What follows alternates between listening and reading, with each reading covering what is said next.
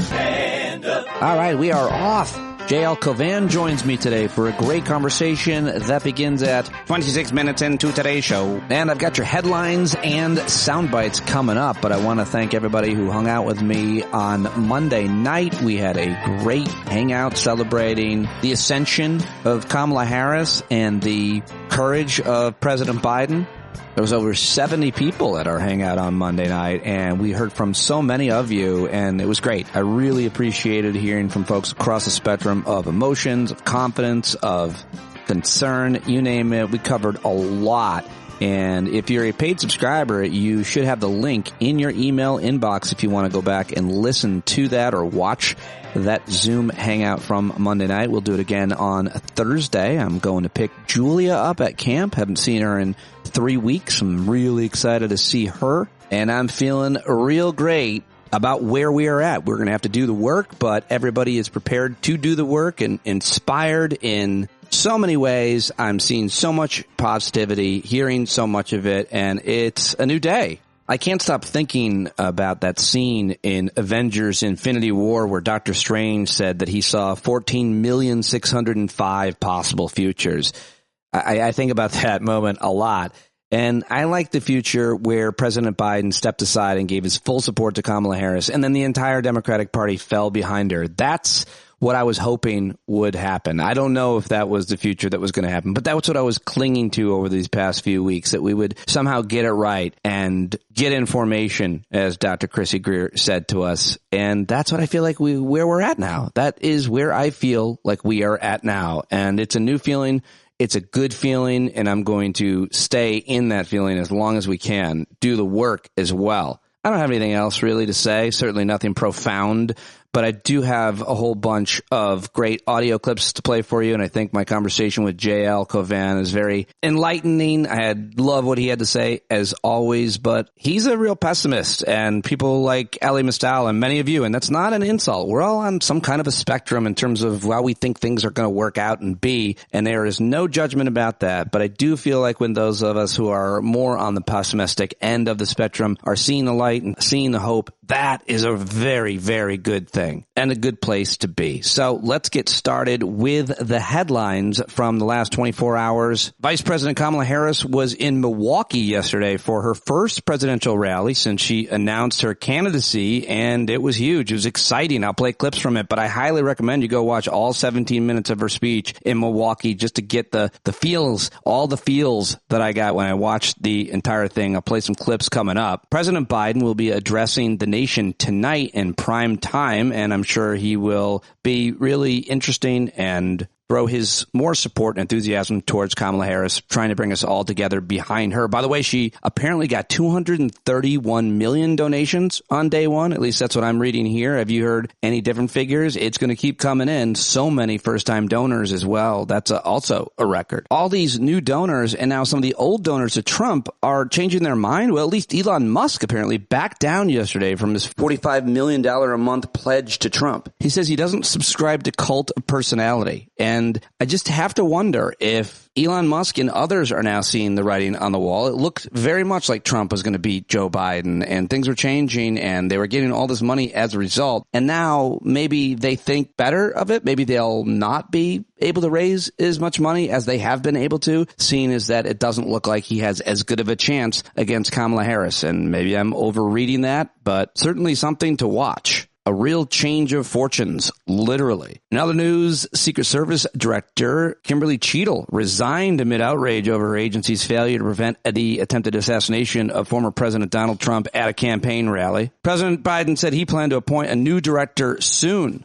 The Transportation Department announced yesterday that it would investigate the airline's slow recovery from the CrowdStrike outage last week. I heard from a lot of you that got caught in that. That must have sucked. Let's go to Gaza, where a day after deadly strikes in the southern city of Khan Yunis, Israel used tanks and fighter jets to strike what is it said were Hamas facilities. Speaking of which, former President Trump, the disgraced former president, is set to meet Israeli Prime Minister Benjamin Netanyahu at Mar-a-Lago on Friday. He's going to him. Netanyahu will be the second world leader who meets Trump as presidential nominee after Hungarian Prime Minister Viktor Orban visited the former president Mar-a-Lago several weeks ago. That's great. He's visiting all the best guys. And the chaotic situation of presidential elections together with Biden's COVID illness has thrown Netanyahu's visit in limbo with President Biden. Netanyahu's people apparently are trying to figure out how they can squeeze in his speech in Congress on Wednesday, then meet with Biden, Vice President Harris, and Trump. So we'll see what happens with that. Speaking of Elon Musk, Tesla's profit apparently fell 45% in the second quarter on weak electronic vehicle sales. A former sergeant in the New Jersey Army National Guard military police was sentenced to 2.5 years in prison yesterday for pepper spraying officers as they were under assault by the pro-Donald Trump mob at the U.S. Capitol on January 6th. They keep on coming. In Iowa, a law banning most abortions in the state will take effect as of yesterday, roughly 1 year after the governor there signed it into law. Democratic senators introduced legislation that would effectively overturn a Supreme Court ruling last month that imposed new limits on federal agencies when they issued regulations about a wide variety of issues, including environment and consumer protection, the Chevron decision. It's a worthwhile effort. It won't pass, but worthwhile. And finally, Sunday, this past Sunday, apparently, was the hottest day ever recorded on Earth. That's right. Sunday, July 21st, was the Earth's hottest day ever, according to climate tracking agency based in Europe. Unfortunately, Earth being hot is nothing new, writes Steve Bennett at Mad Owl Blog. Our planet has seen over 550 consecutive months with temperatures above 20th century average, a run of all-time temperature records, including over a year months registering record heat. Perplexing and worrying, of course. And, well, if you want to make it political, and you should vote for policymakers who believe in climate change and want to do something about it. And there's only one choice in this upcoming presidential election, obviously, and it isn't Donald Trump and J.D. Vance. All right, those are the headlines I've aggregated for you. You can always tell me what you think I should be mentioning in the headlines anytime throughout the day. Just email me, standupwithpete@gmail.com. I pick the stories that I think are the most impactful to you, your family, your community, your country, and, of course, your planet as just evidenced. Let's get to some of the many sound bites that I have for you from the last 24 hours. Let's start with that very exciting, energized rally in Milwaukee where future President, hopefully Kamala Harris, current Vice President, spoke to over 3,000 people, one of the biggest rallies we've seen. And listen to the energy. This is the first minute when MSNBC threw to her. The whole first minute is just cheering. Feel it. Vice President and de facto nominee for the Democratic nomination for president.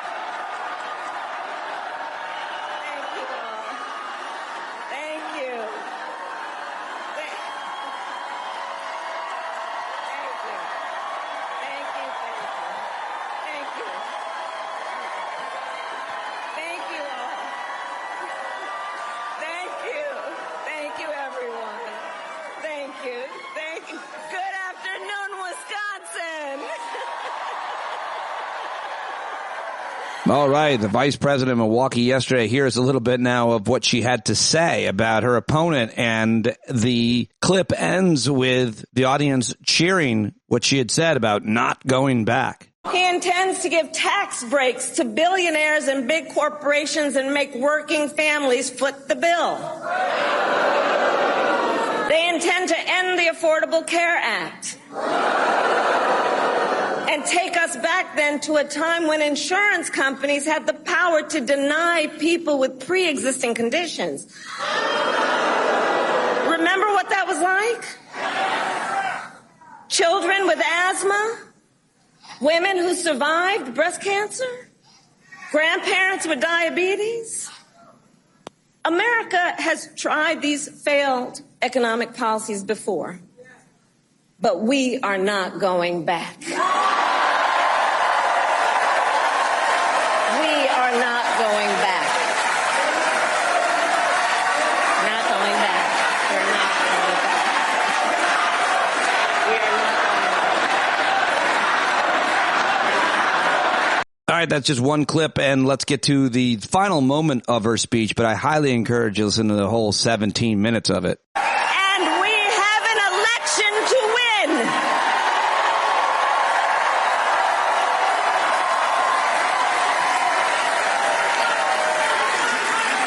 So, Wisconsin, today I ask you, are you ready to get to work? Do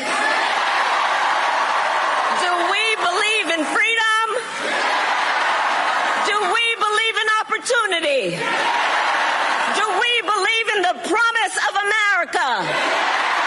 And are we ready to fight for it? And when we fight, we win. God bless you. God bless the United States of America. Yeah, there it is. You're going to see a lot more of that. Just real quick, here is the governor of Wisconsin introducing her. This is Tony Evers. And we are going to help elect the first woman as president of the United States of America. And her name is Kamala Harris.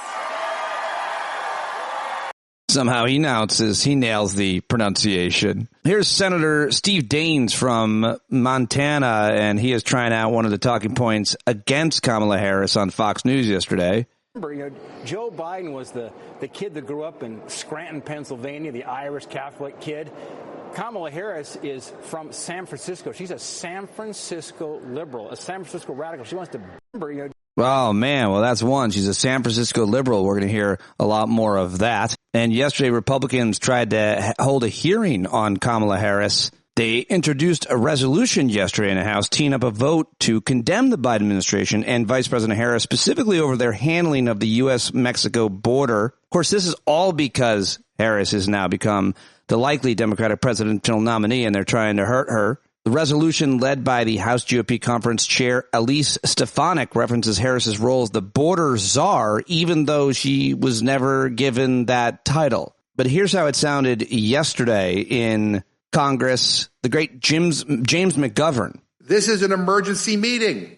You heard that right, everybody. This is an emergency. Not an emergency meeting to fix the border, but an emergency meeting to bash Kamala Harris. That's the emergency. Are you kidding me? The emergency is that Donald Trump is losing and they're in a panic. And he's so unpopular that they need a meaningless resolution to try to prop him up. Now, I get why he's unpopular. Maybe they should call on him to step aside, considering how rambling and unfocused and boring he's become. He's the oldest presidential nominee in history. And I'm hearing from a lot of people he should step down. Amazing. Just amazing. And there's more to that I want to share with you. They had this expert guest that was testifying. Listen to this. I keep on hearing borders are how Russian, but it seems very appropriate coming from my Republican friends. But the very first sentence here says, whereas on March 24th, 2021, President Biden asked Vice President Kamala Harris to serve as the administration's border czar. Mr. Guest, he didn't do that. Where did you get that from? Did you make it up? This is not a true statement. So why is it in the resolution? I mean, I think clearly she's been referred to throughout media as the border czar. Well, and so while that may not have been the official language you have referred to her that, but and maybe extreme right-wing media might have, but that's not what she was appointed to do. This is about saying that she's criticizing her as the border czar. She was never appointed as a border czar, never called that. Where is that coming from? I mean, it's made up. I mean, why is it in the resolution? Show me where President Biden said that. You know, I didn't draft the resolution, Mr. McGovern, but I know that it is well known that she has been referred to repeatedly as the border czar. You're testifying on behalf of this resolution. Correct. And I'm here to defend the resolution. All right, so the question is, I'm asking you, since you are here to testify on the resolution, where did President Biden announce that Vice President Harris was, quote, the border czar? Where did he say that? I don't have the information, and I don't know that I could point to a particular time that he's used that phrase. Well, the reason why you don't have the information is because he didn't. Now, this is amazing, just amazing. Good job to Congressman McGovern, really crushing it on that. Now, here's Congresswoman Scanlon on this. The MAGA majority has called an emergency hearing to pass a do-nothing resolution to condemn the vice president for her alleged failings on a job that never existed. But more on that job later. So we have to note right up front that the resolution before us was filed and given emergency status only after President Biden announced that he was withdrawing from the presidential race and after Vice President Harris became the presumptive nominee. So I'll tell you what the emergency is. The emergency is that House Republicans have wasted a year and a half using congressional resources to attack and investigate President Biden and his family, to help the former president's campaign for revenge, And not only did those investigations come up empty, but now Biden's not the candidate. I'll tell you what the emergency is. House Republicans have wasted 1.5 years saying the most important issue in America is a crisis at the southern border. But when they were presented with a bipartisan immigration deal, they turned it down. And when Republicans were presented with a bipartisan border security funding package, they turned it down. So let me tell you, excuse me? Thank you. So I'll tell you what the emergency is. Border crossings are down 54% from the statistics that are included in this sham resolution. I'll tell you what the emergency is. They've been trying to take down President Biden for being old, and now their candidate is the old one. I'll tell you what the emergency is. Vice President Harris, the presumptive Democratic nominee and the person they're trying to smear today, has a history of prosecuting criminals, and you know the rest. So this emergency meeting is nothing more than a campaign hit job against Vice President Harris. Sorry, I got ahead of myself. This resolution has no valid legislative purpose. It doesn't do anything at all about the border. It just uses the House of Representatives as a messaging apparatus for Donald Trump's presidential campaign, and it gives every member of the Republican conference an opportunity to bash the presumptive Democratic nominee for president, Vice President Kamala Harris. Americans are sick of this nonsense. Americans want Congress to work for them. All right, another great performance from another great Democratic congresswoman yesterday in that sham House hearing to reprimand the shiny new candidate that they are scared of. Oh, are they scared? And here is Senator Tommy Tuberville talking to Fox News and former Trump administration lackey Larry Kudlow. He's trying out the DEI accusation. It is not going to go well, but you got to hear it. And, of course, her whole history is DEI, diversity, exclusion and equity. I mean, inclusion and equity. I mean, what does that tell you? It's totally woke and it's anti-cops, among all the other things, putting the economics aside. More DEI, defund the police, eliminate ICE, never even talk to the chiefs of the Border Patrol. I mean, really? How's she going to stand up to that? Well, she's for globalization. She's for one world government. She's for this country going the way of socialism, maybe even farther than that. There's no way the American people are going to go for that. They're going to have to do a great selling job, and she's going to have to change her tune, but she's not able to do that. She is from California. She believes in that nonsense that they've put that great state of California in, and we've seen what's happened there. They have put them under. We've bailed them out several times from the federal government. So it's not going to be easy. It's going to be hard because we know what we're fighting is trying to get President Trump across the finish line. But thank God he's safe, and let's go. All right. Well, you're a dirtball. You're both dirtballs. That's Tommy Tuberville. He's a senator. Later on, he called migrants garbage. He called people he said they're mostly garbage, people coming across the border. And, of course, he is just a terrible, stupid person, Tommy Tuberville. And speaking of terrible, stupid people, J.D. Vance is Donald Trump's, of course, VP pick. And he's really tone deaf. He actually said that Kamala Harris, he rolled this out. You hear this a lot about when racist white people say this about black folks a lot, that they're not grateful to be American. And, Tim Wise went on a great riff about that I'll share with you. But here it is. When I think about Kamala Harris, who I guess is our vice presidential candidate officially, but I guess she's going to run for president now because Joe Biden dropped out of the race.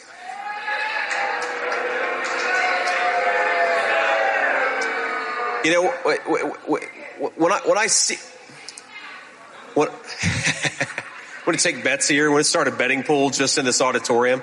If you want to lead this country, you should feel grateful for it. You should feel a sense of gratitude. And I never hear that gratitude come through when I listen to Kamala Harris. Oh, I don't know why you don't hear it. I can't imagine why you don't hear that gratitude coming from Kamala Harris. Well, Tim Wise had a really great series of tweets about that yesterday. He said, first, folks of color haven't been given anything by America. Had it been up to most America, and especially most white folks, they wouldn't have gotten freedom or the right to vote, etc. They fought for and earned those things. They weren't gifts. Second, if anyone has been given something that they didn't earn, it's white rich people like Donald Trump, who got $400 million from his daddy, not one penny of which he earned. Beyond that, It was white folks who got 270 million acres of basically free land under the Homestead Act, and 35 to 40 million white folks who benefited from FHA loans for housing in the mid-20th century when black folks were blocked from the same. But white folks never even acknowledged those Head Starts and government-backed benefits because we're too busy claiming we earned all we have while telling black and brown folks to be grateful. Maybe we should be grateful that every step towards democracy and the fulfillment of our national ideals has been the result of black folks' efforts far more than our own. We are the ones who need to show gratitude. Ooh, I stand and I cheer for you, Tim Wise. What a great one, as always, from him. And who would have thought that Kevin McCarthy would have some self-awareness? Maybe it's because he's no longer in office and he's being a little bit more honest. But he was on MSNBC yesterday with Porter Garrett Hake. And he says he doesn't like these attacks on President Harris, doesn't think they're going to go well. Listen to this. Colleagues have been attacking Harris. They've been calling her a DEI vice president. A lot of people already think that attack line is racist. Are you confident that your party and Donald Trump can stay on the other side of the line and not delve into racially charged or racist attacks on a black female I would candidate? say two attacks I've heard Republicans give that are totally stupid and dumb to do is the DEI attack. Okay? The other attack that I would not do is saying that the president has to resign. Interesting. That would be an advantage for Kamala. Air Force One is very powerful when it lands somewhere. And you know what? Something will happen between now and the election, a hurricane or something else, and she'll be able to present herself as a leader. Or maybe there's some foreign policy. That is a mistake for any leader to go out and say that on the Republican side. This DEI, that seems like a petty. Look, I disagree with DEI, but she is the Vice President of the United States. She is the former U.S. Senator. These congressmen that are saying it, they're wrong in their own instance. All right. Well, how about that, huh? Yeah, listen to Kevin McCarthy. All right, well, one more thing I want to share with you, and this is from our own Garrett Saver. He wrote this song during our hangout last night. As he often does, he writes songs during the hangouts and performed it, and I asked him to re-record it because doesn't sound as good over a Zoom as it does when he recorded it in his own space. So I thought it captured the moment really well, and I think it's hopeful and inspiring. Of course, Garrett is just a super talented singer, songwriter, dancer, performer. He could do just about anything. Support him at Buckets and Boards. Obviously, go see him perform if he's in your town, or if you're ever in Branson, Missouri, bucketsandboards.com. Listen to Garrett's song, and then we'll get to my conversation with JL. I'm certainly no mystic, don't want to be overly simplistic. Feels like we've really got a chance at this, that's why I'm cautiously optimistic. The heaviness in the air has been downgraded. The beehive at long last has been activated. Our desperate need for something to be excited for is being cautiously satiated. Hope is the big focus. I feel lighter now. I want everyone to feel this. The way forward is clear. And how instantaneously there was a weight lifted. Embrace the gratitude for this gift being gifted. The energy around this all has substantially shifted. Climb on board and get cautiously optimistic. Don't feel bad if you get too excited. Don't feel bad for old President Biden. Your tiny underlying fears will be gradually lightened. It's time to do or do not, no time for just trying. Crying out from the rooftops. Let's get cautiously optimistic and don't stop. Don't stop. Don't stop. Please don't stop. Yeah, the great Gareth Sever, Buckets and Boards. So talented. Thank you so much, buddy. I loved it. We loved it on Monday night. Maybe you can perform it again on tomorrow night, Thursday night. I hope so. Hope to see you there and hope to see the rest of you as well. Now it's time to get to my conversation with JL Cauvin. Listen to his podcast. It's one of my new favorites. Comes out every Thursday. It's called Rain on Your Parade. And of course, always listen to Making Podcasts Great Again. Support him everywhere you can. Get his comedy specials. See him performing live anytime you get the opportunity, including August 15th at the Punchline Comedy Club in Philadelphia. Let's get to it right now. Great conversation with JL Cauvin. JL Cauvin, welcome back. Thank you. Great to be here. Thanks as always, Pete. Let's get into it because you are as good, if not better than the commentators across cable news and the rest of media, in my opinion. I love your commentary and everything, and a lot of it has to do with your background as a lawyer and a former prosecutor, but obviously a lot of it has to do with your humor and your ability to look at things. And so I wanted to talk with you about all of these things, and starting with the assassination attempt, because I haven't talked to you. And if I'm not mistaken, you put a video out like moments after, so closely, 30 minutes, as if you knew it was going to happen, A, or B, you are just a classless, disgusting whore. Here's what I would say. Defend yourself. As soon as I knew he was safe, that is the courtesy I extend to Donald Trump. And I am sorry. I was very nervous for the country.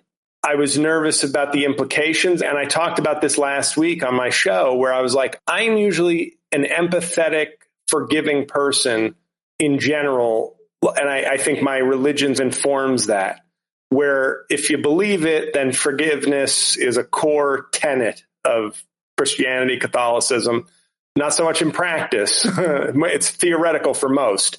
But I was a little disturbed, to be honest. I was wired that entire day and night. Like I could barely get to sleep, not because I was like, my goodness, this wasn't a 9/11, oh my God, what just happened moment where I was like, we live in a different world now moment where it was like, I can't sleep because this is like what just happened. Or election night when Trump beat Hillary, or even January 6th. I would add those two events to just differentiate. But you're saying, right. I feel like those were what you're saying, real game changers, it would seem, but you don't think it was that. And go ahead. If Trump had been slain, I've already said to people, my video idea was to have him not by violence. The day he dies, I will have a video with me in a backdrop of flames commenting on how warm heaven is. It's a lot warmer than most people think. Okay. That aside, I was bothered almost myself at how much I must really consider this man subhuman, and beyond, it's not my place to say, but almost beyond forgiveness. Yeah. Because you look at him and this is a man who does not believe he needs forgiveness for anything from man or God. And you look at that and go, I didn't feel what I thought I'd feel. If George W. Bush had been shot at, I would have been like stunned and unnerved, even though I was not a fan of him as president. How did you feel when the guy the journalist threw 2 shoes at him in Baghdad? I got to say, and Adam Carolla has one of the funnier lines ever on that thing. He goes, and every commentator, I'll do my Adam Carolla impression, every commentator was like, that's a sign of disrespect in their culture when you throw a shoe at somebody. And Carolla would go, oh, really? It's not a compliment? It's a sign of disrespect, you're telling me? Oh, I didn't understand their culture that throwing a shoe at a guy was. But I was impressed by Bush's reflexes. Yeah, he dodged it. He's an athletic guy. And he didn't pump his fist and say fight. But I think it was a moment of reflection for myself because I did not feel bad about putting out a video because I felt, okay, he's safe. It's unnerving. It's scary for the country, but he is safe. So that is what respect level I accord Donald Trump, a man who cloaks himself in the respect the office, but has no respect for the office. So I feel like there's a concept in corporate law, which I did horribly in law school, but it's called piercing the corporate veil, where usually individuals have protection from individual lawsuits for their work under the corporation. unless they're using the corporation as a shield for their criminality. Right. Then you can pierce it and go after them individually. Donald Trump does that with the presidency.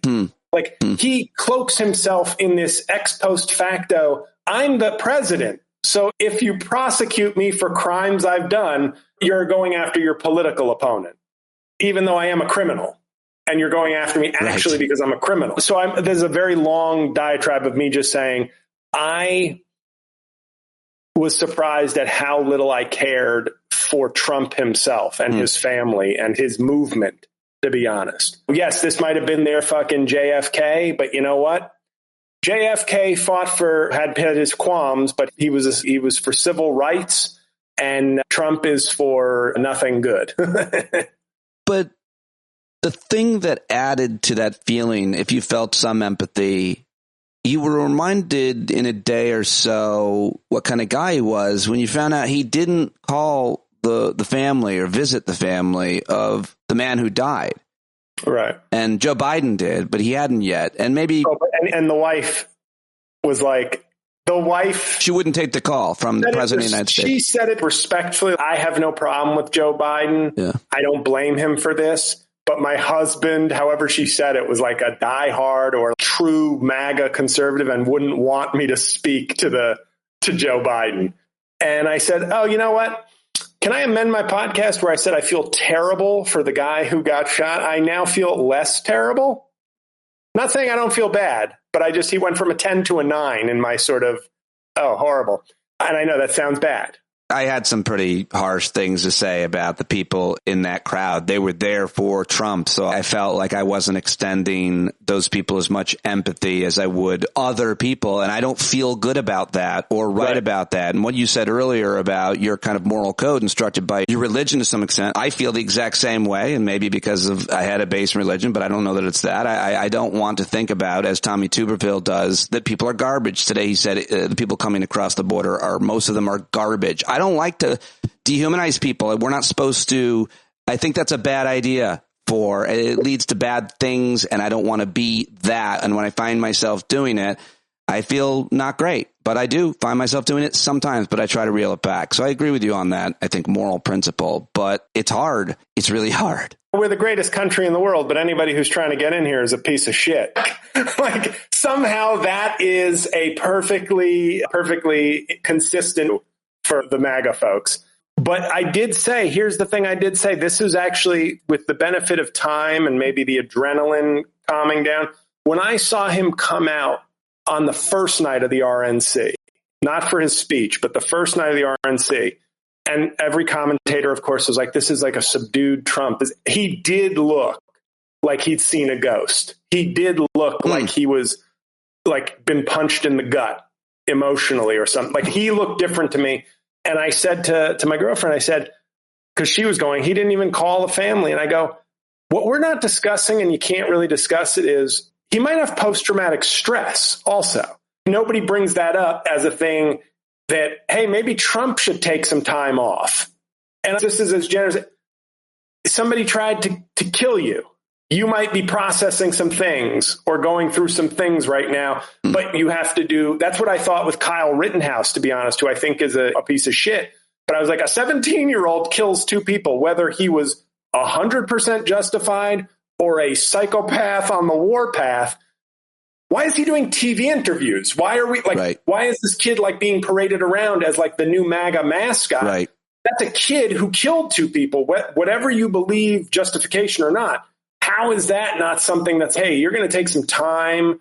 Cops do more time away from the job after they shoot somebody than Kyle Rittenhouse did. And for Trump to be back in the mix with Hulk Hogan and Dana White less than a week later his way of coping is to believe he's the Messiah now. It's to be, if you want to continue humanizing Donald Trump, the best way to deal with trauma and anxiety sometimes is go to work. And who wouldn't want to go be praised if that's his drug and he went and got some, and that probably puts him back where he needs to be. And then he went right back to having no self-awareness and talked for 92 minutes and put his own people to sleep. Before we get to his speech at the RNC, it was atrocious. And I am somebody who has found him entertaining, dangerous but entertaining. It was bad.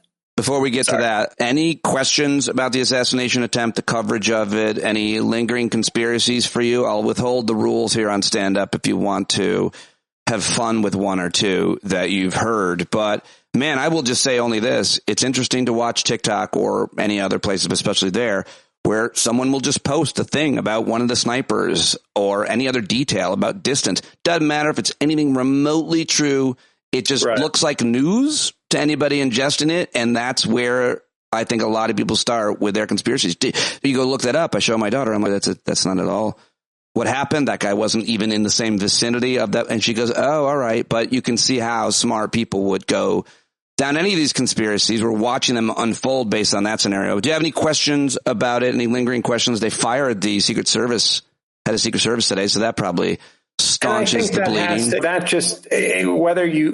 There are certain things that whether you blame the person directly or not, a head has to roll for something like this. Yeah, I think that's so I don't think that's fair. Like a partisan nasty She was a Secret Service agent herself for 27 years, this woman, but she's fallen on the sword.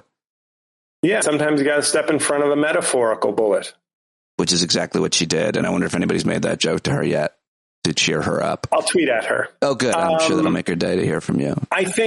What was weird is that my co-host on Making Podcasts Great Again seemed really, I think he's becoming a Rogan, he's not at the Jordan Peterson level, but I think he's a Rogan guy. Really? And he's starting to share more and more things that are making me go, as soon as our show bashing Trump is over, I think you're going to be wearing a Rogan for President 2028 shirt like within 6 months. Oh, wow. I'm sorry to hear that a little bit. I really like him. It's not like kooky, but you start to see things percolating where it's like. It's interesting to try to decide where someone is being influenced by who, if it wasn't so dangerous. Like who am I? I was influenced by Noam Chomsky when I was first entered the political fray, and my brother specifically, obviously, but everybody has their entrance into whatever it is, whether it be Joe Rogan or any other number of people. I'm just glad mine is as you. Yeah. This is also not to keep pimping Rain on Your Parade, but one of the things I said in last week's episode, and it's a clip I put up on social media yesterday, which is, here's the thing Republicans don't seem to get. If it's not a conspiracy, which it most likely is not, and I say most likely meaning 99.9% not, though I would like to see the Oliver Stone movie about the shooting. Should be good. But if there is no conspiracy, then what it is, in America, some 20-year-old loner who doesn't even give off, he's going to be dangerous. Like a lot of the people talking about him were like, he was nice at work. He had a couple of friends. Yeah, he was a loner. He got made fun of, but there was nothing that like this guy kills animals and is a danger to the community. But he could get a gun. He could get a high-powered gun in America and get within 200 yards of the president, former president of the United States. Yeah. And Republicans, it's one of those things where you go, and I'm saying this in the theoretical space, if an AR-15 killed Donald Trump, that's the only thing left for the gun nuts, because first graders were not enough. And I've said this on your show before, where there's a really twisted morality to the right, which is the more people we lose to the AR-15 and to gun violence and don't retreat from our stand, that is in a weird way standing by your principles. But what that says about you is that guns are a more important principle. Gun access is a more important principle than children living. Now, if you claim anybody's grooming them with barely any evidence, you will march and creep into their pizza shop to try and stop it. But if somebody's gunning down children, you will let that happen because the Second Amendment is more sacred than life. And if Donald Trump had been gunned down by an AR-15, the cruel, twisted, terrible irony to that would be like fitting for the country. And I hate to put it in those terms, but the fact that guns are not even a talking point here. Like, once again, the AR-15 continues to rack up notoriety. I think they were a talking point at this hearing yesterday where the Secret Service agent testified amongst Democrats. Many of them hit on that. Is the proclivity of guns, does that make your job harder? And it was the easiest question, and it was asked by two congressmen until they finally got an answer. from her. It was a disgrace and a disaster. But I come to the same conclusion you do, it sounds like, about the conversation should be about access to guns, and we are not having that. But I would also argue it's like off the table. It's so scary to think that guns are now just, you can fight and you can say the right things, but it is like in this country and with the layout of the Senate, guns are here to stay in giant numbers. What did you make of the argument? It seems like we're not hearing much about this. Maybe it'll come back. Obviously, a lot has happened in the past 2 weeks, which seems like 3 weeks, which seems like 2-3 years. But they immediately tried to talk about the rhetoric, the violent rhetoric, or the rhetoric from Democrats and progressives about Donald Trump is what created the joke. Yeah. It's a complete farce. I compared it to the Birdcage. Have you ever seen the Birdcage? Not in a very long time. There's a great scene where Gene Hackman gets a call from a person that, like, some big leader in the Senate has died. And he gets on the phone, and the guy died with a prostitute. So he's been found. He goes, she was a prostitute, underage, and black. And the humor there is that black is like the most outrageous thing among the three things he just said, like the most politically destructive thing for a Republican senator. And I feel like what happened with the Republicans, they were ready to go scorched earth on liberals, Democrats, the left. You call us violent, but it's them who's really violent. They love that turn of phrase. And yet, as soon as they found out the guy was white with an AR-15, registered Republican, they like genuine feelings. I think this was a cynical turn. They would have loved to exploit it. For crying out loud, Marjorie Taylor Greene was declaring, I don't know what she was declaring on Twitter, whether it was civil war or this is the left, they're evil. And once they realized they couldn't play that card, they had to pivot to both sides. We'll go to our number one play, which is to pretend if we're the villains, we'll take the tie. If we're the bad guys, we'll go for a tie in America's mind and say both sides lose. So it's a net positive for Republicans. If they're causing all the fucking problems, if they can get to a place where everybody just thinks politicians are the problem, they win. Because they don't deserve even a tie. Let me get to the RNC and ask you about, first, we started to talk about Trump's speech, and then, of course, I want to ask you about J.D. Vance. I know you have a lot to say about him, and I'm real excited to talk to you, obviously, about Kamala Harris. That's coming up. But start with... biracial former prosecutor here. Nobody better to talk about her with. That's exactly right. You have more credibility than almost anybody in the nation. I thought Obama was the closest I would get to the White House. It turns out Kamala Harris is. We'll see. So Trump speaks for 92 minutes. Thoughts on the RNC and what transpired there? They didn't say the word abortion. They had some pretty impressive speakers that were there, the type of high-profile celebrities any politician would want to throw their credibility to them. Isn't it interesting that some right-wing celebrities like Kirk Cameron or Kevin Sorbo wanted to be there, but probably didn't even want to be there at this point? Anyway, RNC, go ahead. I love watching it. Laura, my girlfriend, refers to it as my version of trash TV. Like, she watches The Housewives. I watch the Republican National Convention. Like, I watch it with glee. Yeah. Because I'm disgusted. Yeah. But like a guy like Vivek Ramaswamy. Yeah. I would watch a reality show starring Vivek Ramaswamy. Sure. I think he's awful. But seeing him, I can't, I find his like smarmy, slick, unctuous, disgusting whole persona fascinating to watch. And I think it is a combination of the Republican Party under Trump is a combination of, and sorry to use this phrase, complete white trash and delusional hypocrisy. That's it. If you're or grifters or just people who are knowingly making a buck and promoting garbage because they can get very rich off of it, that's it.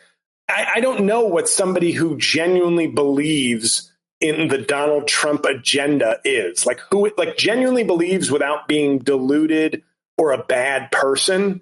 Because, of course, there are people who believe in him and his agenda, but they're bad people. And I'm so done with hey, we can't demonize it. Oh, at this point, give me a break. It's like saying 1942. Let's just see what Hitler's up to. And I know comparing to Hitler is you can't do it. This movement is a movement of hate. This is a movement of bastardization of everything that Christianity is, that America is supposed to be. It's the RNC and you look out, I compared the crowd to the karaoke jam in The Cable Guy.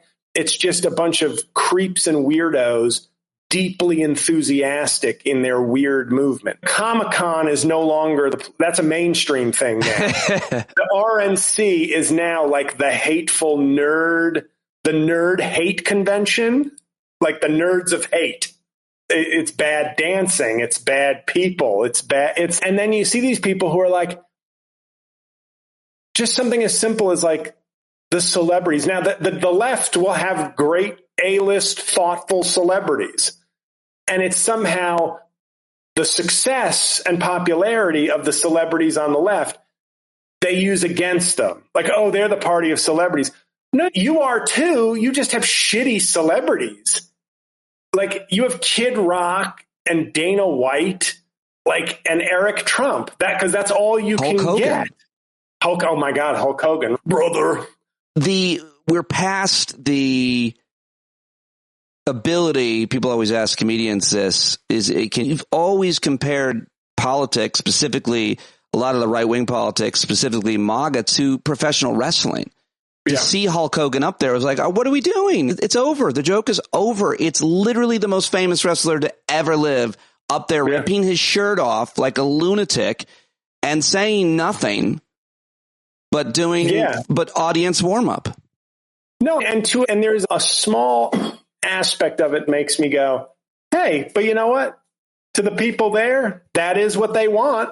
There's a lot of people there that this is right up their alley. So they're giving some of the customers what they want. But I just don't want John Legend singing at the DNC. Fair enough. We could talk about that coming up in a future episode. Give me your J.D. Vance. I feel like the really interesting narrative that seems to be forming, and you could understand why. There's some reporting from the Trump organization, the campaign rather, that they're starting to get nervous about their choice of J.D. Vance. And it was apparently a big debate between Trump and his boys and others. And now they're stuck with him. I don't think there's anything he can do. You just made a hilarious video that I will share. That one, and it's going up. It's getting a lot of, I was surprised. I guess it was the hot topic because I see how many views it actually has. It passed 20K views in under 3 hours. It's doing real well, but I think it's hilarious that he hurt himself. Did he hurt himself and his campaign with this choice? Real quick. Okay. I think Nikki Haley might have ended it might have been Trump Haley might have been a real winner. Game over. Yeah, to the people who go, oh, wow, now she pushed back on him. This isn't a Pence choice. Well, this give is some question maybe to people. Serious leader. It might give some question to people who care about reproductive rights, but that's not what happened. And hey, maybe could it still happen? Could he swap out and put a woman in there? No, that would be weakness. That's the one thing he can't do. I can't be. No, I picked J.D. Vance. I don't even know J.D. Vance. He was somebody who didn't like me. And then all of a sudden he liked me. That's what Trump likes. He likes that he turned him. Right. So that's a feather in his cap. And then Don Jr. is just legitimate friends with J.D. Vance. To my question, lobbying for him. We've talked a lot about J.D. Vance already on the show, who he is and who he's been supported by over the years and so on. But to my question, do you think the J.D. Vance ticket makes him look even more racist and more sexist, having two people who a lot of women and feminists, influencers I follow, call women haters, both of them? I think Trump believes that.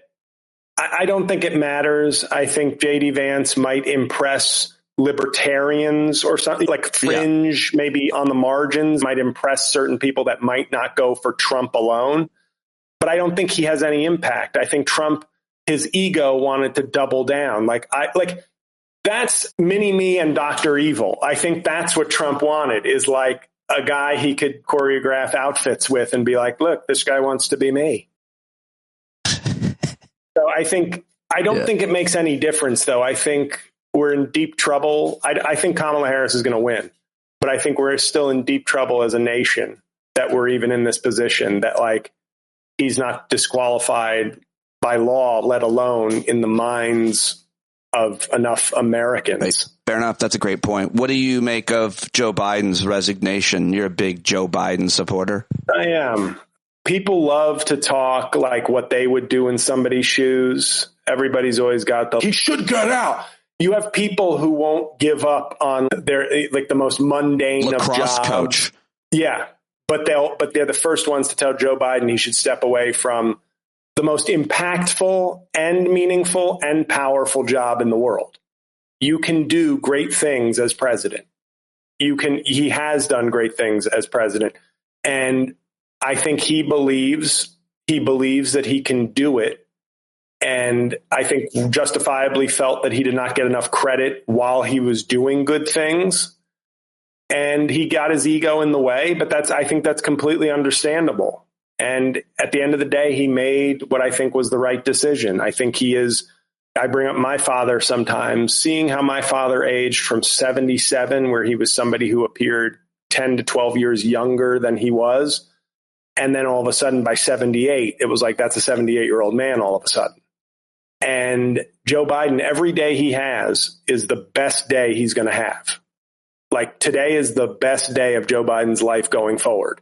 That doesn't mean he's going to fall off a cliff, but 2 years from now, he might be really incapable of doing the job. Not that he can't go for a walk and read the paper, but there's a real concern. 82 is old, and 82 with the presidency is very old. And I think he made the right decision. And I think no matter how obvious it was to us, I think it took a lot of guts is not the word, but a lot of humility, even at this late stage, to say, all right, I don't want to. That's the thing.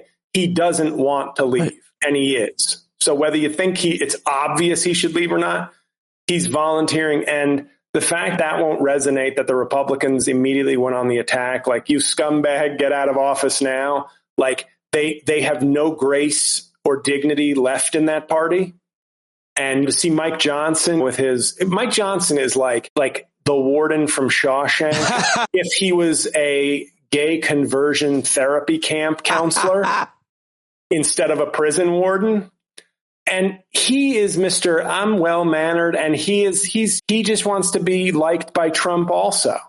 For all his faith and all his nice temperament, he's a piece of shit too. And I think the contrast should be so clear to America. You have a guy who hasn't even acknowledged when he actually lost, to a guy who won and stepped away because it was better for the country. Really good point, obviously. What do you make of the talking point argument? And now I think there's already been impeachment proceedings against Kamala Harris for the cover-up of Joe Biden's health, I guess. I usually am pretty good at saying, oh, man, I can't believe they're going to do this. It's absolutely going to get picked up and snowball and become a bullshit thing, and they're going to have hearings. I don't know why I don't feel that way. I feel like that's going to go nowhere. Like, how can you prove that someone knew? Everybody with eyes knew that the guy was slowing down. It'd been out there, but what are they trying to say? That there was something that they were covering? I just don't see that picking up. Just real quick on that. Do you have any thoughts about it? I think I'm not going to say it's 100%. Unlike other things, I don't think that's a 100% bullshit thing. Okay. But it would be, what would be the thing that they... No, what if his debate performance was what he's been like for the last year, and that they weren't? But what I would say that the challenge to that is, when was the State of the Union? 6 months ago? January. I don't know. January. Okay. So six months ago. February, actually, early February. Rave reviews. And I know that's a speech, but he was up there for an hour, gave a good speech, back and forth improv, went back and forth with people in the crowd, the hecklers. That's why I say at this age, there's no guarantee that the next week won't be the week that. But you think there's some merit to the act? Just to be clear, well, I'm saying I don't think there's merit that his entire presidency has been him as like a doddering old man. And I would point to the State of the Union as did that look like somebody that guy got rave reviews. The right accused him of doing drugs because they couldn't just acknowledge that, hey, he looked pretty good. So we don't even know. Maybe over the last 5 or 6 months, he aged for whatever reason. It could have been something that I don't think he got into office and people were like walking him around like a nursing home resident for the last 3 years.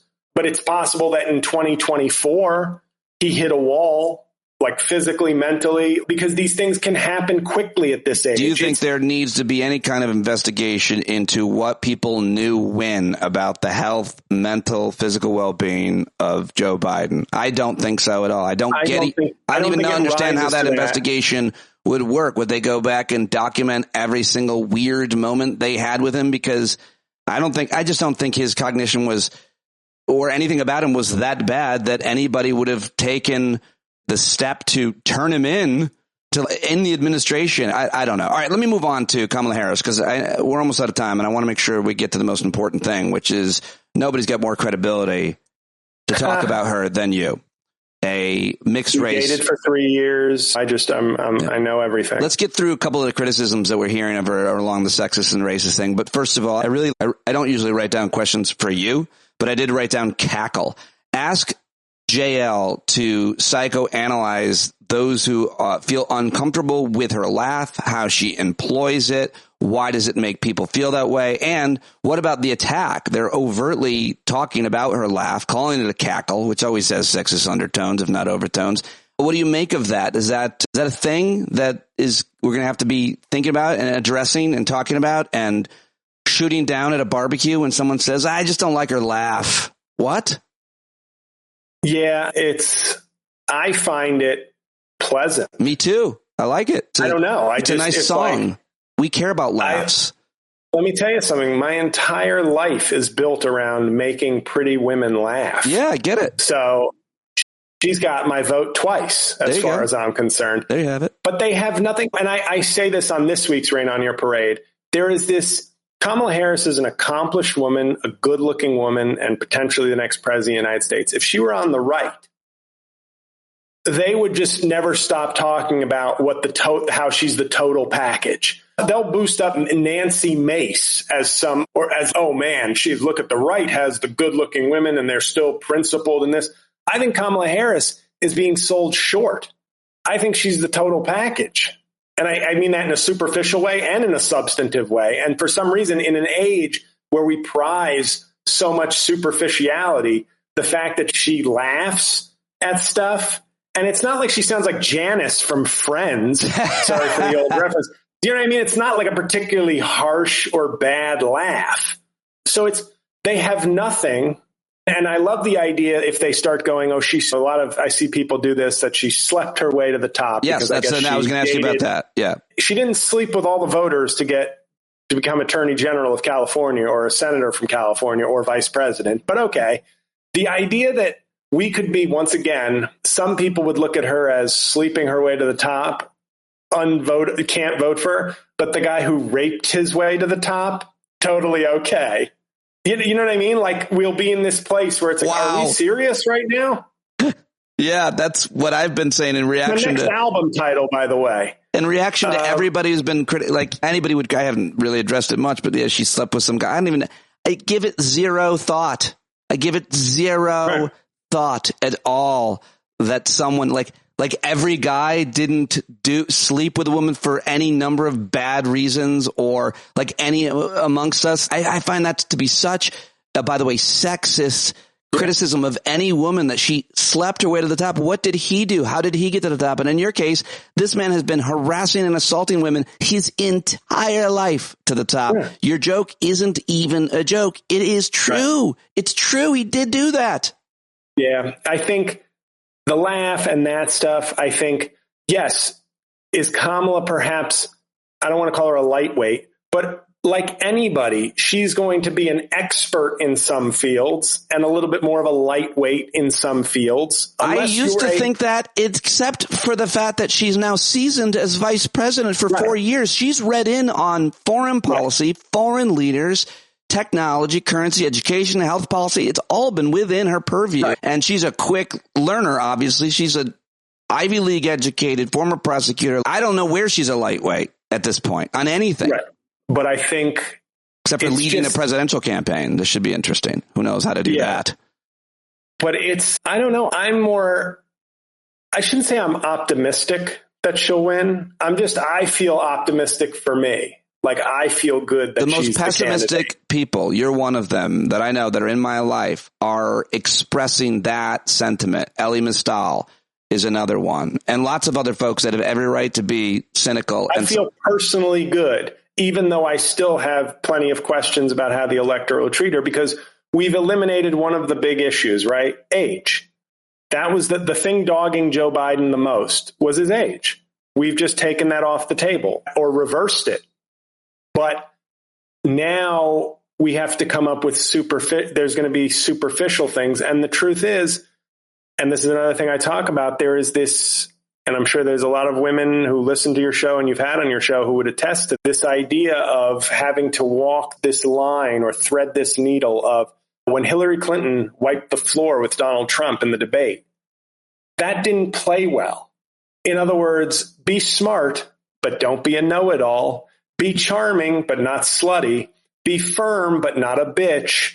Be gracious, but not a pushover. Yeah. Be tough, but not a C word. There is this ridiculous line at this point where it's like, yeah, if I'm 17, maybe I have antiquated, silly hormonal ideas about what I want in a girl or a lady. But we're all adults. It's who's better for the job. Hillary Clinton was beyond. It's a joke. It would be like me going into an MMA fight with the world heavyweight champion of MMA. It's not even what are we doing here? Could not be more qualified than Hillary Kamala Clinton. Harris. The contrast is so broad again. And Donald Trump is the one person you say Kamala Harris has read in on all these issues. The one guy who I don't trust to have absorbed the lessons and work is Donald Trump. Like, to me, 4 years in the White House for Donald Trump doesn't say to me, oh, you know what? He's now a seasoned leader and diplomat and strategist. No, he just knows the tools that will help him make him more powerful and happier. So do you see that enthusiasm spreading? And are you surprised by the coalescing and the consolidation of support amongst the Democratic Party? It's so easy to criticize Democrats being herding cats in disarray. What I have seen is one of the possible futures that Dr. Strange predicted in Infinity War. It's maybe one possibility. I don't know I don't know if it's the one, but I'm getting hopey, changey feelings, but I'm getting even better than that because of her femaleness in a way. Certainly race matters and all these black folks are energized, inspired. That's awesome. But what I'm thinking about is young women in general and those of us who would be so excited to see a woman. I think about young women all the time. I'm sure you do, but I'm not talking about that, though. I don't think I'm talking about that. About their future, about empowering them? What are you talking about, Pete? That's what I didn't realize. I thought you were talking about objectifying them sexually, but you were talking about their future. Pete, have you been listening to me this whole episode? How could you think I'd be that guy? You know what? You're right. I'm sorry. It's just that I've spent time with you before. But my point is, this is different. These phone calls that they're having with 40,000 black folks on them and all the other actions that we're going to see that no one could predict in my mind, all the other different ways to harness social media, the different messaging that you're going to see already, and the memeing, JL. Someone said that the right doesn't know how to meme in our stand-up Discord. And I'm like, I think there's something about humor and they just don't do it as well in general. But what do you think about the way forward in the next 100 days and what we're going to see this new feeling that we have? I don't know. I'm usually not I'm hopeful, and I just want it to be, I don't even know what the convention's going to look like. I hope it's a Kamala fest, It will be, but I don't actually know. I'm hopeful, but I still, unfortunately, can't get out of my mind. You got to give me a fucking break with Trump. Like, I cannot believe. And I always hated when people would say, I can't believe these are our two choices. A good president who's old, or a felon who abused the office and is still unqualified in every way. There's nothing. I'm glad you keep coming back to that. I come back to that pretty regularly, where I'm just shocked and saddened by the idea that my friends and neighbors could see anything redeeming in the man, much less put him in any kind of. And I say this about people, and you have two daughters, but I will say that sometimes I'm like, the way this man acts and talks around, I feel like there's a lot of fathers who put their own ego and fantasy ahead of their family. In other words, I wish I was Trump. Yeah. So I don't mind that if my daughter were hot and at a party of his and she was 23 and he grabbed her, that doesn't enter my thought. I just want to be Trump. So that's enough for me. And I think Kamala Harris should, I hope she wins in a Biden type landslide, because electorally the 50 states that it should be. But I hope she just sticks to her issues, sticks to the things she's good at, schools up on the things that might trip her up in a debate or anything like that, and attack Trump. But it's the one X factor here is, I remember seeing a documentary on Hillary Clinton, and they were talking about how so many women were mad at her after she stayed with Bill. And then when people were talking to those women, a lot of those women had been cheated on. So they were projecting onto Hillary their own what perceived as failures by staying. These were women who were cheated on and stayed. Yeah. And they could lash out at her. Right. Instead of hating themselves, they could pretend like they hated Hillary. And with Kamala, I don't know what the thing is going to be that those women who need a reason to hate or side with a man or side with Trump or just find something they don't like about her. I don't know what that will be, but I think that's the X factor to me that could throw this. Do you think that the argument, which I think was legitimate, against her for being a prosecutor and putting a lot of young black men in jail when she was in California Attorney General, before that district attorney, do you think that talking point, which resonated, and I think her in a Democratic primary race back in 2020, when obviously the atmosphere was George Floyd and everything that was happening around then, I'm thinking of the right time? Yeah, 2020 was George Floyd. And then now people... it was already wrapped up for Biden. But the idea, right. Yeah. But now people are saying that's not going to be as much of an issue for people of color, for the progressive left who want to see law enforcement reform and are anti-cop in a lot of ways, because now it seems like a strength because she's the cop and he's the criminal, and let's play that card. Do you think that will come back, that criticism, in a way that hurts her in any way? I think Trump is going to try to target the black men who are they already are doing that. Yeah. Yep. The ones who are open to him will probably find that very appealing, because she's a lot of things that a black man for Trump would resent. Prosecutor, married to a white guy, half black. I think there's a lot there that could be mined by Trump, but I think that percentage is so small that it won't make a difference. That little segment of the demo that is open to Trump.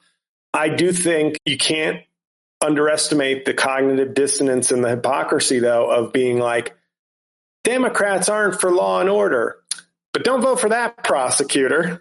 Like, there will be plenty of people who just find a way to say, I'm for law and order. What about this Democrat? That's what got Eric Adams elected. I know people hate on him, but they forget that the environment when he got elected was very much how do we balance keeping our Democrats happy, but letting people who are concerned about criminal justice feel comfortable. Hey, a Democrat who was a cop.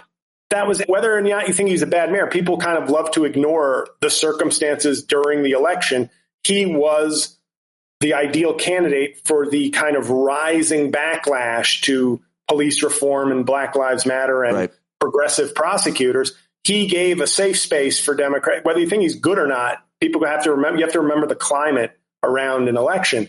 And I think I think what will also be interesting is what the judge does. This has nothing to do with Harris, but what the judge does in September, sentencing him for the Stormy Daniels case, because I think it will be very tough for that judge being in the real world to give him anything but like probation.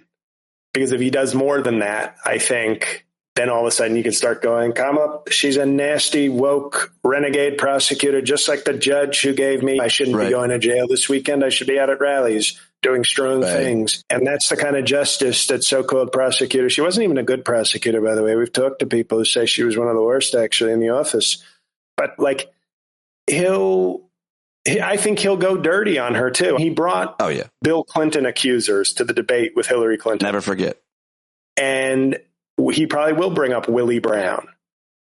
And I was thinking this in the elevator today. I'm game planning these things. I go, what if Trump does bring up Willie Brown? But he'll lean into the mic and do that. Everybody knows how you got that job. It's called Willie Brown. And some of his people will go, she's a slut. Yes, Trump. Now, if Kamala goes, I had a consensual relationship, unlike what the court of law has said about you. Now, that's a great comeback, but then there'll be people who go, oh, I thought that was nasty what she did. They'll find a way to find what she did nasty. A decent Kamala impression. Clearly, you're working on it. It's the best I can do. Like I want to do better, but I think I'm limited. There is a woman who I've seen on YouTube doing a great one, but then I saw her doing it on Tucker Carlson's show, and I said, see, that's the play. You know what I mean? I will admit it's a really good impression, but there's an ethical line there. Sorry, you can't do it. Lastly, Veep Stakes. Who you got? We're talking Tuesday night. It's not going to be announced. I don't think any. They got to vet them all out. Make sure. There's no. Yeah, I'm not. I got to be honest. I'm not. The top four. I think the top four have been Mark Kelly, Josh Shapiro, Cooper from North Carolina. Yeah, and. Is Whitmer in the top four? No, not she's Whitmer. Out. She's not. She seems to have made it clear she doesn't want it. Seems to be the case. But she wants 2032 now. Well, who knows? I forget who the fourth was named. Andy Beshear, Kentucky. Andy Beshear, yes. Andy Beshear. A lot. I'm not thrilled about all of them because I like the idea of having I want her to have her own Joe Biden. Like, give me Sheldon Whitehouse or something. And I know that's not, but I love that dude. I love somebody. Judicial reform is one of our big things. Let's get a hardcore progressive who's been all over judicial reform. I know this is not going to happen, but that's who I'd like to see. But I am, of course, somebody who wants to see a robust policy guided ticket. Whereas Mark Kelly is probably the best choice, a little transparent, like astronaut, Navy, white guy, Arizona, like it all lines up perfectly. But I don't know, is he going to be a Tim Kaine where he fits certain boxes, but maybe doesn't wow or boost the ticket? Beshear, sure, but that's Kentucky. That's not a prize, and we probably won't win Kentucky anyway. And I think Shapiro, everybody's in love with Shapiro. He knows how to talk to the whites. He knows how to talk to the rural whites. Who? Beshear. And he hates J.D. Vance because he understands the real Appalachia. Beshear versus J.D. Vance's fake Appalachia. Okay, I should say that I'm underestimating the value of that. Even if it dilutes kind of Trump's support among certain communities, that is valuable. Everybody loves Shapiro. He's Jewish. But so was Kamala's husband. If they were putting... Maybe that helps them. If they were putting stars of David on Hillary Clinton, anti-Hillary Clinton ads, what are they going to do when the ticket is a progressive black woman and a Jewish man? Right. That's what I wonder. Everybody tells me that Pete Buttigieg is too much, like having Kamala and Pete on the same ticket is too much, and maybe they're right. But I think people are underestimating what having a Jewish man on the ticket will do to animate the same bigots who may not express it outright, but will not like it. You think the hate movement that you talked about much earlier hates gays or Jews more? A lot of them are gay. I think they hate Jews more. They're more uncomfortable with gays, if that makes sense. And what percentage of them do you think are more uncomfortable amongst gays because they're gay? Oh, like the Mike Pence sort of, Mike Johnson sort of thing. Yeah, or Lindsey Graham, or I don't know. 15%. I like that. That's fun. All right. Awesome. Real good. Real good. I appreciate everything that you had to say, and I thank you. And I think the one thing I'll say is I also think, Shapiro, I think when you're talking about on the margins in places like Minnesota and Michigan, I think, not saying it's right, but I think Kamala Harris improves among some of those people who are like not voting for Biden because she has staked out a position slightly but clearly to the left of Joe Biden on Israel. And she might cede some of that territory back, not saying it's right. If the other guy on her ticket is a Jewish man, that might all of a sudden go, yeah, but what about it? The people who want to make that their issue in states like Michigan and Minnesota. Yeah. I hate talking like that, but if we're being practical about the prejudices and issues of American voters, that's got to be considered. Proper analysis is sometimes really uncomfortable and horrifying, especially when it comes from certain people, specifically you, but it doesn't mean it's wrong. Don't you like Sheldon? You like Sheldon Whitehouse, though. I know. I don't know him. I've interviewed him a couple times, and I've become good friends with Alex Aronson, who was his chief of staff on the Judiciary Committee, and Alex has told me all kinds of things which I already assumed about him. And yeah, Whitehouse is great, but I don't think he'd be a good VP. I think I'm glad I want him to stay right where he is doing what he's doing and influencing whoever she picks for court reform. Yeah. But I go back to the superficial characteristics that you argued that I think help politicians, good looking people. They do better in life in a lot of ways. Gavin Newsom, Kamala Harris, Barack Obama. Wes Moore is going to have that going for him because Wes Moore, what's interesting is that Wes Moore, who I went to elementary school with. You did? Yeah. Isn't he from Baltimore? No, he and his sister went to my school. And then in 6th or 7th grade, he had stolen something and got kicked out. I think that's what happened, if I remember reading correctly. Now, his sister stayed in the school because she didn't do anything wrong. Wow. And what I knew about him, what I remembered when he got into politics is that I remember when he came back, he went to a military school, and came back. He was a year older than me. He was in the grade above me. But I remember seeing him as maybe like a freshman. And he already was like, you could just see he had grown and looked like he became a man. But he was still nice. And that's so rare. He was like, hey, Jean-Louis, that's it. But I did not know that you went to. It was a small school, but I remember just seeing him come back because his sister still went to the school. And he already had a genuine sort of, he wasn't going to be like, I'm older than you. I'm only going to talk to the people in my grade kind of thing. That's rare. And he's I think Maryland really, they go yin and yang. They had O'Malley, who was jacked. Then they went with Larry Hogan, who was not jacked. Yeah. And now they're back to a jacked governor. You think that's I know Wes Moore. I've interviewed him a couple times, and he's as likable and charismatic and intelligent as anybody who's in politics. And the reason I believe in it is because I can point to him as a 9th grader being a nice, that's interesting, young guy. That's really interesting to hear, and more evidence for him and his credibility of character. We'll see how he does in Maryland. I don't think he's going to be the pick, obviously, but we'll see how he does in Maryland, and if he has success in that state, he's going to continue to be talked about. The bench is deep. He's got military. He's got financial. He's a combat veteran.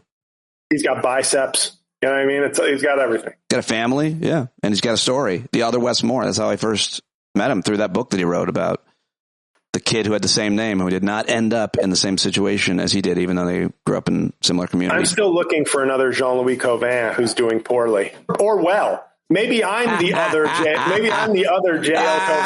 I'm the struggling one. Thank you very much, sir. Yes, sir. This is fun.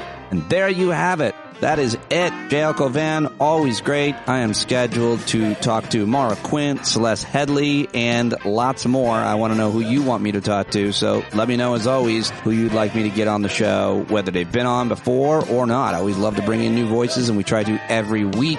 And, of course, we have our favorite regulars as well. Maybe you should be on the show. Hey, let me know. All right, that's it. It's all I got time for today, and I will talk to you right here tomorrow. Be the change you want to see, and keep that hope alive. Jon Carroll taking us out as always. When you're tired of begging, saying pretty please, that's the time you gotta finally get up on your knees. When you can't see the forest for the burning trees, you got to stand up. Hey, you've been sitting so long, you got the creaky knees, you gotta stand up. stand up. I think you're driving wheels with leaking grease. Boy, you better stand up. Stand up. Well, there's a whole lot more of us who know what's right. They'll keep right on ignoring us if we keep sitting tight. We got to open up the window to let in some light. You gotta stand up. That's right. We got to rise up. You got to stand up. You got to stare the devil straight in the eye. We got to let him know it's his turn to go. See it clear and all you hear is a lie.